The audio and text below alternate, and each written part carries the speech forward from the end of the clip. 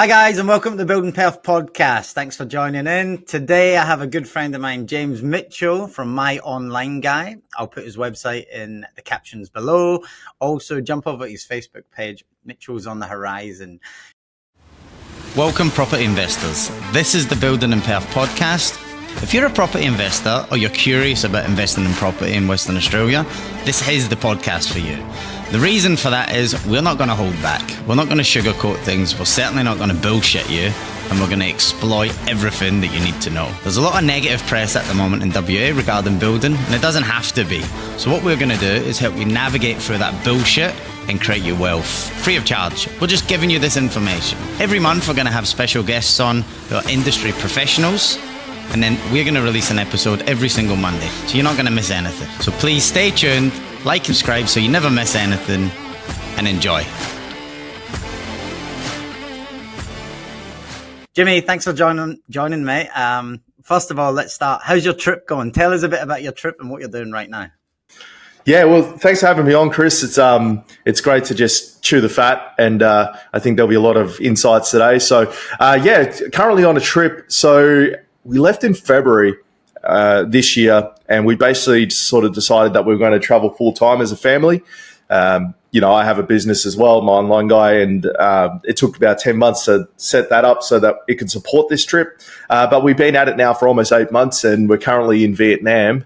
I'm in this big place. It costs $1,500 a month, and sort of getting the hang of it now with homeschooling and all the bits that go with logistically traveling like this. But it's been a great experience for us and the kids, and I feel like I've gotten closer to the boys, and we've had some really good experiences that we wouldn't have had at home. Of course. Mate, I'm following you closely on your Facebook page. It's good for anyone looking to potentially take a year off and do this. Jimmy gives you a lot of information. But, mate, obviously today on the 𝗨𝗏𝗏 podcast, I just want to pick your brain a little bit. So you're 𝗦𝗏𝗏𝗏. You're an online marketing person, right? Yep. Or company, I should say, sorry. But you've got a bit of a niche market, mate. You don't want to just come into companies, take the money and advertise for them, do you? You're a lot more providing information and teaching them how to do it themselves. Is that right? Yeah. So we predominantly work with tradies. I think I just naturally tracked that. I was a mechanical fitter in the Navy and got out of the Navy. So I was in the Navy for almost 10 years, got out and moved into agriculture. So I've always dealt with blue collar people, down to earth. And I found that, yes, there's a lot of agencies that, look, most marketing agencies that are worth their salt will get results because it's sort of par for the course. If you don't stay in business very long. But what I found is that a lot of businesses don't necessarily just need the results. They need advice to be able to sort of not just be given a fish, but be taught how to fish. Obviously a lot of businesses don't have the time or inclination to do it themselves, but they want to also know what's happening behind the scenes out of it, generally just a genuine interest. So I found that's a lot of what I do is not only getting results, but also just helping to educate and explain complex marketing topics in a way that anyone could understand at a pub. That's my thing, is the pub test. So if we're having a conversation about marketing and you ask me something, it needs to pass the pub test where I can tell you and explain it to you in a way that makes sense after 5 beers. So I really try and do that. And I think that's one of the strengths that I personally have is I've got ability to be able to explain complex topics simple enough that you go, oh yeah, actually that makes sense. Yeah, correct. Because if you talk in your terminology, which you're qualified in, I would have no idea what you're talking about. But the way you 100% information, dummies like me can still understand and get by. It's the biggest mistake. I talk to a lot of younger agency owners, and that's always the first thing I see is because they're in the marketing space, you're surrounded by other marketers, so you just get this bias that everyone understands what you're talking about because your circle does. It's probably the same in building, right? Like if you're surrounded by other builders and everyone and other trades, it's just easy to get caught up in, oh yeah, they must know what studs are and things like that. When actually the punter on the street has no idea what a stud is, and you have to then go, okay, well that's what this is in the house. You're looking at a stud just now. Oh yeah, I've got my camera on, I see. Nah, good, mate. So obviously you've been traveling for a bit now, as you said, but If you're a client doing a bit of research at the moment, so you've let the dust settle. Obviously, the last few years in the building industry has been hectic, man. Have you got any tips in terms of online presence for clients looking to find a home builder and or a builder broker? What would a couple of tips, I guess, you would give them, being my online guy? Yeah, 100%. I think it's super important to firstly just look past the general facade that a building company has or a builder broker has, because obviously there's the image that a company wants to portray online, and they hire people like us to make that flashy and make that say what it needs to say. But there's a difference between what a company says about themselves and what the market says about them. So you can find out a lot about a business if you just start diving deeper than what superficially they're telling you. So my advice would be to jump onto Google and just type in building company reviews, building company scam, building company, workmanship, things like that. Because you got things like Google reviews and stuff like that. But again, that's superficial stuff. Most of the most valuable information about a building company or a builder broker is contained in Facebook groups, is contained on Reddit, is contained in like Whirlpool forums. Yeah. That's where people actually tell the truth about their experiences with these businesses. Yeah. And you really want to do that. It costs a lot of money to build a house. And so that generally when the ticket is higher for a business, it doesn't matter if it's a building company or anything, if the ticket is higher, they can spend more making that facade look better. For sure. But they can't change real people's opinions about them. It's very difficult to do that. So if you can find those real honest opinions about a company, then you can dive deeper. My other advice would be, don't be afraid to, if you do see a negative review or you do see something that triggers your alarms in your head, reach out to the person that left it and find out why they feel that way. Most of the people will be willing to talk about their experience. For sure. So that's what I would be doing if I was looking for a house, is peeling back the layers, trying to find someone that's actually given an honest opinion about the company, and then trying to reach out and find out why they had that opinion. That's a good tip, man. I mean, there's loads on Facebook, isn't there? There's loads of channels and whatever else. Like, Shonky Builders is obviously the biggest one, but even like I'm in a lot of the tradie ones, being a chippy myself, like carpenters in Perth, for instance. But these chippies or these plumbers or these electricians, they all work for builders. You know what I mean? So there's nothing wrong with clients jumping on there and going, hey, have you heard of CC West? What do you reckon? Do they pay on time? 100%. You know what I mean? And that is a great tip. Yeah, then you're finding out from the tradies themselves, which is, I mean, they're the ones that build your house ultimately.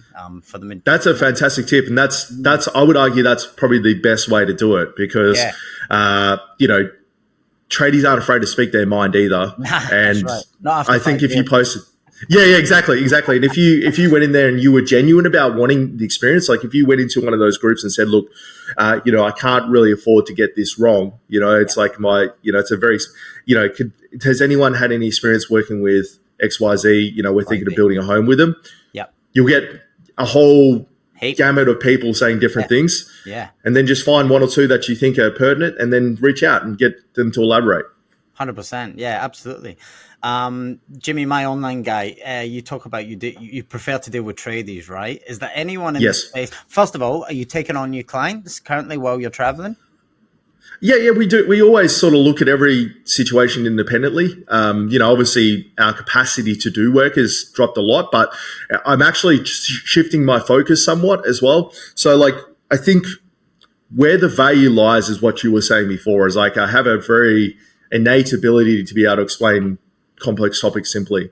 And I think that provides a lot more value than just doing the work for businesses. So we've actually made a shift into, like my personal opinion, I'm saying this as someone that's been running an agency for 7 years now. Yeah, I don't actually think most businesses need an agency. And obviously that's counterintuitive because that's my livelihood. But what I mean by that is really most agencies, all they do is they act as a middleman between vendors and yourself. So whether that's in-house skill or outsourced skill, they act as a vendor. So if you learn the ability to coordinate your own marketing and find those vendors directly, then you actually remove the requirement for an agency altogether. So what I've been doing lately is I've been teaching businesses how to coordinate their own marketing so that they don't need the agency in the middle. They get the confidence to go, okay, well, this is what we need to do from a strategy perspective. Let's go and find someone that can do content. Let's go find someone that can do Google Ads and then manage them ourselves. Because what I've found is a lot of business owners are really good at managing people. But the marketing space is so intimidating to a lot of people that they just choose to use an agency, even though they could probably manage it themselves. It's just logistic, like the actual skill gap is too big. So what I'm focusing on now is making that skill gap smaller so they understand the concepts and what they actually need to achieve. And then basically they get a to-do list, they work through it and go, okay, we need to find this person, this person, this person. And then I just provide help along the way if they need it. So that's sort of the shift now. That speaks volumes about yourself and your company's sort of ethos, you know what I mean? So essentially you're literally taking money out your own pocket in order to help more people do their own marketing, which is brilliant. Yeah. It aligns very much with myself. Like I jump on here and I give away hundreds of fucking gold nugget tips and stuff like that. And even on my socials and whatever, like I'm telling clients, telling them what they want to hear up front rather than keeping it as a secret, you know, like, no, fucking share the love type of thing. And I think with that is a style of marketing in itself. What you do is a style of marketing for yourself because it attracts good people to go, hey, this guy's not just in it to fucking rip me off. Excuse the F-bomb. Cut that out. You know what I mean? Like you're actually giving away years and years of experience, basically. You know what I mean? I think also too, just to cut you off quickly, Chris, I think also too, what I've learned doing marketing for so long and coming from the brick and mortar traditional sort of corporate world to here is that people like, I speak to a lot of young agency owners and because they've grown up around technology, they feel like the principles that apply to marketing, running a marketing agency are different to the principles that apply to the real world. Yeah. But people forget that a marketing agency still operates in the real world, even though it's a digital native company. So the same principles that make you successful in traditional business are the same principles that apply to the marketing space. So like, you know, being a good person, providing value, you know, providing advice, things like that. That's what traditional business owners like yourself and many other tradies and stuff pride themselves on is, you know, that's what they love doing. And communication, exactly. So I've just taken those principles and applied it to a digital only space where it's less common.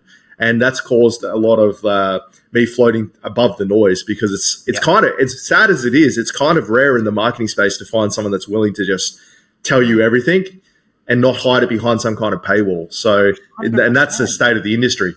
100%. I think, I mean, don't take offense, but I think the common person like myself who's looking to engage marketing companies, for instance, you're almost like, fuck. Like, you know, like there's not that trust there. It's not like they're going to get me high quality leads and spend as little as possible. It's actually the complete opposite. I'm like, the first question some marketing agencies I've used in the past, what's your ad budget? Instantly, it's the first thing, you know what I mean? I'm like, 2,000 a month. Well, if we go 5,000, I reckon we'll get more. Obviously, we're going to get more leads, you know? Yeah, that's the math, right? Yeah, but that's just costing me more money. But what you're saying and what you're giving away tips and tricks, man, because let's be honest, you come to a marketing agency and you'll find someone to do the copy, right? And you'll find someone to do the content, and you'll find someone to do the SEO and all this type of stuff. Sorry, I'm not very good at all this stuff, but you know, there's lots of different people that play a field in your space, I guess. And coming to you, obviously, you can take care of it all, but you're obviously trying to help clients navigate through. Yeah, and there's a cohort of businesses that would much prefer just to work with an agency and have it sorted. But I also know that there's a cohort of businesses that are kind of left out of the lurch, left out of the benefits of having good marketing because they maybe can't afford the premiums that an agency tax on top, or they have the time and energy and inclination and genuine interest. They want to learn how to do marketing. They just don't. The problem with the marketing space is like all the information that's available is so fragmented into its like little spheres. So you have a lot of information about Google Ads, a lot of information about SEO, a lot of information about Facebook ads, but they're all in their own little spheres of information. So like there's nothing that really connects them all together as a cohesive thing. And that's why it's so hard to learn marketing as a business because it's like, okay, do I spend all this time, energy going down the rabbit hole of learning social media? I don't even know if it's the path I should be going on. I don't know what bits of it I need to learn. I don't know what bits will apply to me. So like that's sort of the goal, is to like go, I've helped a lot of businesses succeed. But when I think about the kinds of businesses that succeed, and I think about all the ones that I've turned away over the years, I could have probably helped them in a smaller capacity by just equipping them with the tools to be able to coordinate their own marketing. And then I could charge, have a lower price point for that. Something go, okay, well, you're paying for like a bit of mentorship and a bit of help. That's all you need is to get started. And then once you're into it, you'll learn the rest through experience. Yeah, 100%. No, I mean, honestly, it's brilliant. And it really is left field from the general population of marketing agencies, to be honest. So it's really refreshing to see, I guess. So when you sit down with a new client, so let's say I've got Bob the plumber here. Bob the plumber is a one-man band. He's thinking about getting an apprentice. Now, he does a lot of hours. Bob does a lot of hours. He's doing the invoices. He still writes invoices and stuff like that. Then he has to go and chase up clients, and he does all these quotes on the weekend and stuff like that. Can you streamline that for Bob, basically, to just get in front of his target audience? So say Bob makes the most money doing hot water unit replacements. The reason I use that is I actually need one. So Bob, if you're listening, please reach out.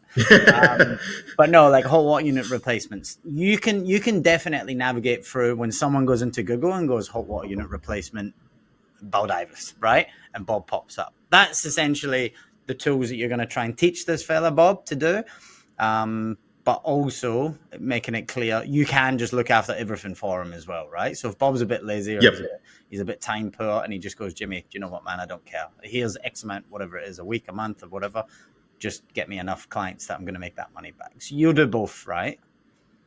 Yeah, definitely. I think, like I said, our capacity has been reduced because I made the agency smaller to do this trip. But I think, 100%. Don't sugarcoat it. You're living it up, brother. It's funny you mentioned that because I'm very fortunate that I have, and I'm going to say had because it definitely doesn't do this now. But at our peak, we were doing like mid seven figures. Seven figures, almost like 2 million a year sort of thing. So it was a large agency. Like we had 20 staff and it was pretty crazy size wise. And we made a conscious decision to go, I burnt out. Basically, I basically had a massive nervous breakdown about 10 months ago. Said to my wife, I'm ready to step away from all of this because it's just, we're working really, really hard. And yes, we're getting the reward, but then it's like no time. I mean, every tradie faces the same problem. Mine just happens to be in the digital space, but most businesses face this. Yeah, this relates to Bob. And, you know what I mean? Same thing. He still has to do this. Yeah, exactly right. So I just made the decision, and I'm very fortunate because our business is digital. So it was an easy transition. But I just made this decision that I was going to invest in experiences and less in money and getting an ROI. So I went, okay, so I started, because my problem was, I was like, okay, well, I have an ROI on putting effort into the business, but I can't picture an ROI on going to Adventure World with my kids. Mm-hmm. I'm being completely honest. Yeah. So I had to recalibrate my brain and go, what is the ROI of having an experience with my child that they'll remember and with their dad? So I tried to put a dollar figure on it.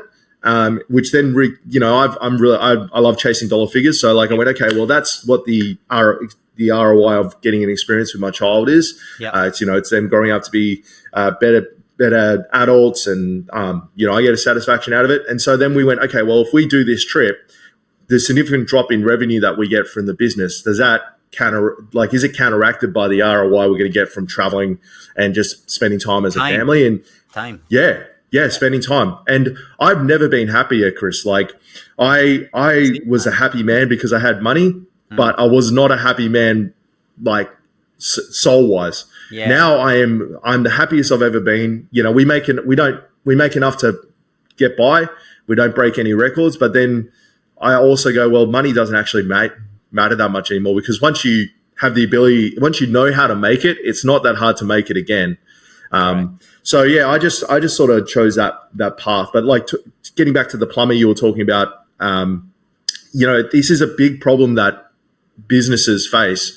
Plumber, regardless, accountants, everyone is not enough time in the day to generate the revenue, to do the activities that generate the revenue, as well as the administrative requirements of that. And a lot of it comes down to foundations and having solid so from a putting marketing hat on, solid foundations that can support the infrastructure that you're trying to build. So a lot of businesses, what they think in their head is that so this is a lot of what I do at the very start with a client is unpacking this concept, because if you understand it, it makes everything else a lot easier to digest. So a lot of businesses think that to get more revenue or make more profit or make more money, they need to add more clients.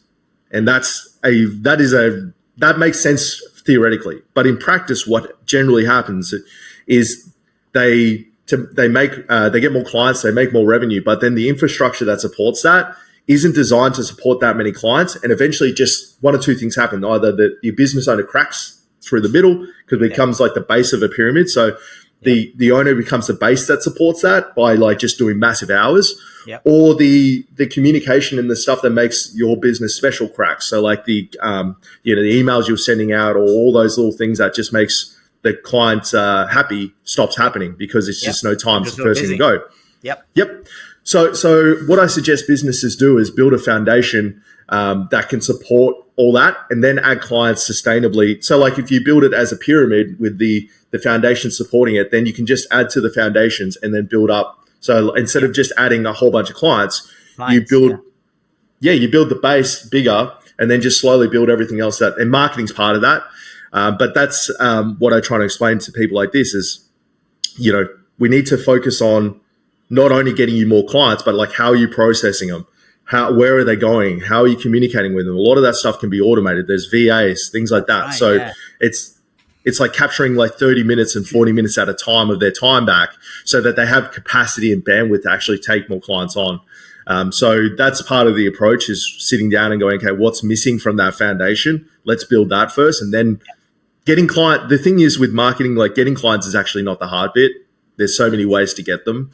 But most people that I've worked with, if they don't set up the foundations, they'll get, because like this is the thing, like you said with budget, I can get you, if you have the big enough budget, I can get you as many clients as you want. Of course. But will that actually solve the core problem, which is I want to make more money with less time? Probably not, because it's just going to add a significantly more time. So we work on the foundations. We build a sustainable flow of leads. We build a channel that allows you to acquire them in a way that's sustainable long-term without adding extra time to your plate. Mm-hmm. Then we go and swing for the fences and scale up. 100%. Mate, I love it. I actually love everything you're saying. We've lived it, right? But we've been burnt out. We've broken down. And I can talk about myself exact same as what you were saying. I used to do 60, 70, 80 hours a week when Charlie was born, my 6-year-old.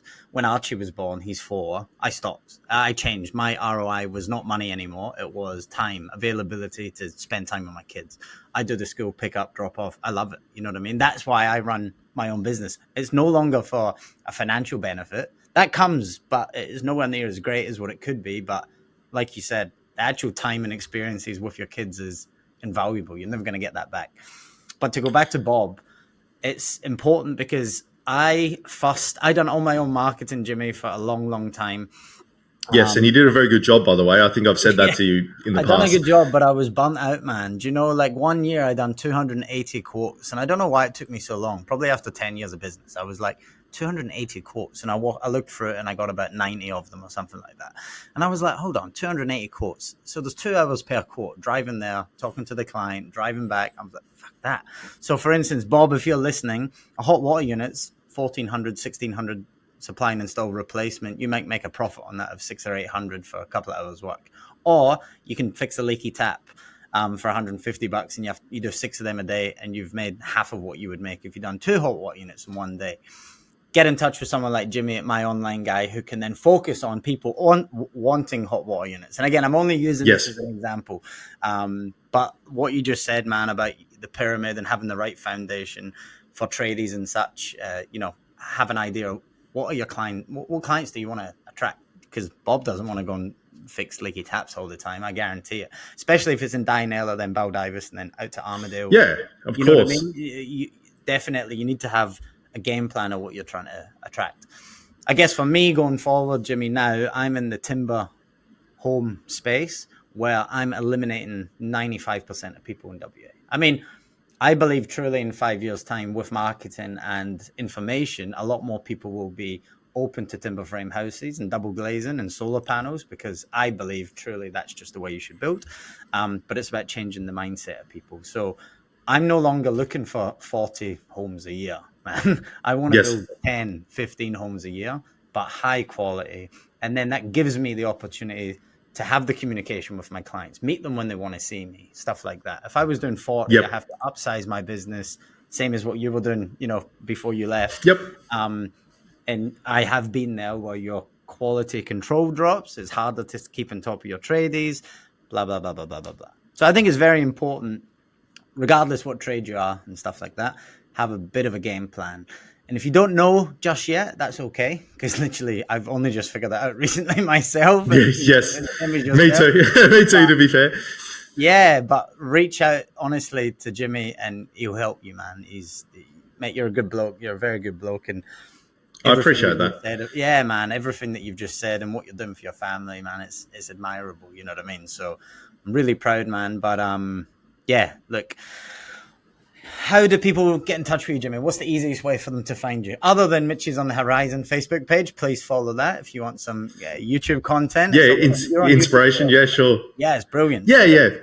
Man, I sit and watch it at night, and that, as creepy as that may sound, but it's actually so interesting living your life through YouTube. It's so vicariously, right? Yeah, man. So how do people get in touch with you, man? Yeah, firstly, thank you so much for the kind words. I really try and practice what I preach. So, like, if I've told businesses they should do social media, mine may not be the best in the world, but I think it's hypocritical of a lot of agencies to say they should do their clients should do stuff and then not do it themselves. So, generally, you'll see that a lot of my social media, my things like that, they're all okay. Because it's like a mechanic with his car. You do your best, but So where to find me? So what I'll do firstly, Chris, is after this, I'll give you the link to this video I made on the foundations. So it's basically a video on how to set up your business to survive a recession, essentially.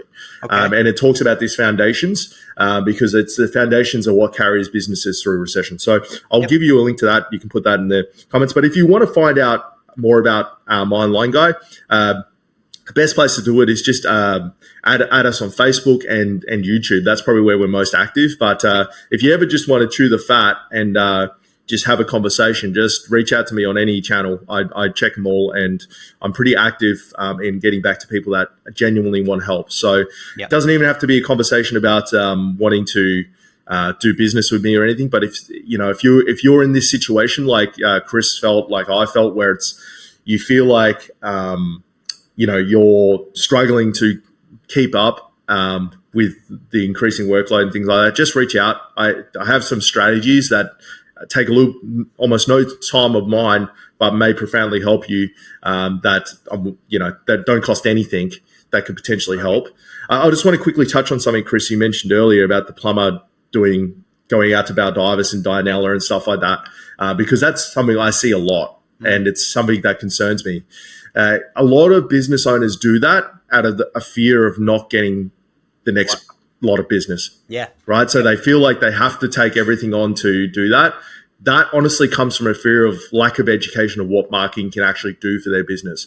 So what, at its core, marketing does for a business, it helps create stability, which helps you make better decisions. That's honestly, like, good marketing is supposed to do that. So you need to have, if you are feeling like that, then you need to have at least one channel that's not word of mouth and referrals that you can lean on. That's like a well that's always got water. Even if it's a drought and there's no rain, you have a supply that you can just dip into, even if it's expensive. Because if you've got that, then you'll be less inclined to travel to Dianella and Baldivis and more inclined to go, actually, let's just focus on the area that we want to focus on. And that will immediately make your life a whole lot simpler. 100%, man. The best analogy I can think of while we're talking is being on the hamster wheel, You're running, you're doing all this work. You're actually not gaining a hell of a lot more money because you're putting in so much more time. So, focus on what you want to actually target and in the areas you want to target. And in a nutshell, mate, you'll help that happen, right? So, if someone wants some help, 100%. But that Will, give me that link, man, and I'll add it in the comments and stuff like not in the comments, in the captions, and people can click on it. But that's pretty thoughtful of you, man, to pass that out, obviously for free. But again, it just shows the type of guy you are, man. So look, Jimmy, thank you so much for taking time out of your holiday for a start. That's really thoughtful of you.